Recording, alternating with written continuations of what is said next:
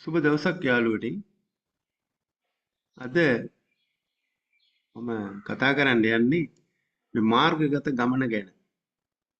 ඔයාලා හැමදෙනාටම පේනවා ඇති. මාර්ගගත ගමනක් නම් ඉතින් මාර්ගගත තමයි.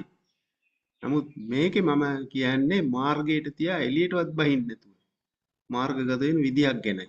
ඉංග්‍රීසියෙන් කියන්නේ ඔන්ලයින් කියලා. මේ ඡායාරූප දිහා බලන්නකෝ. මේ ඡායාරූපේ අපිට පේනවා ඔන්ලයින් වැඩ කරන පිරිසක්. අපි දන්නවා ඇහැටවත් පෙනුන්නේ නැති කොරෝනා වෛරසය අපි ගෙවල් වලට සීමා කෙරුවා. ඒ නිසා අපිට බොහෝ දේවල් කරන්න උනේ ඔන්ලයින්.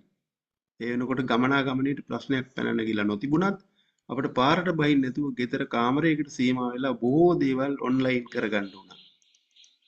මෙහිදී මම ඔන්ලයින් කියන්නේ අන්තර්ජාලය තුල අපි අංකයක් බවට පත් වෙලා සැරිසරන එක ගැනයි.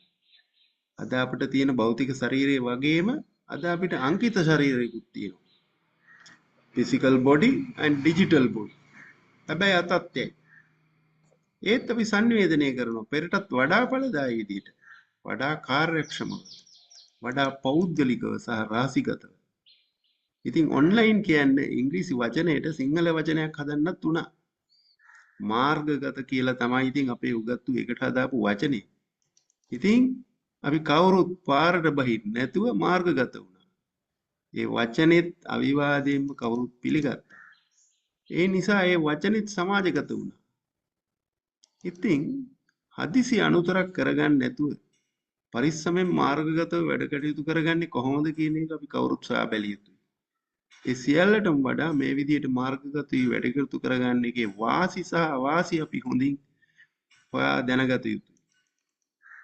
අද වර්තමානයේ අති සාර්ථකත්වයට පත් වුණු විශාල ධනස්කන්ධයක් රැස් කරගත්තු පුද්ගලයෝ ඒ තත්ත්වයට පත් වෙලා ඉන්නේ මාර්ගගත වී වැඩ කරලා. ඒ කියන්නේ ඔන්ලයින් වැඩ කරලා. තනියම නෙමෙයි, තව විශාල පිරිසක් එක්ක. හරි. එහෙමනම් මොනවද මාර්ගගත වෙලා කරන්න පුළුවන්? මාර්ගගත වෙලා සාර්ථක වෙන්නේ කොහොමද? එහෙම මාර්ගගත වෙලා කරන්න තියෙන වැඩ හොයාගන්නේ කොහොමද? මේවා සේරම අපි ඊළඟ දවසේ ගැන කතා කරමු. එහෙනම් අදට නවතින්න. බොහොම ස්තුතියි.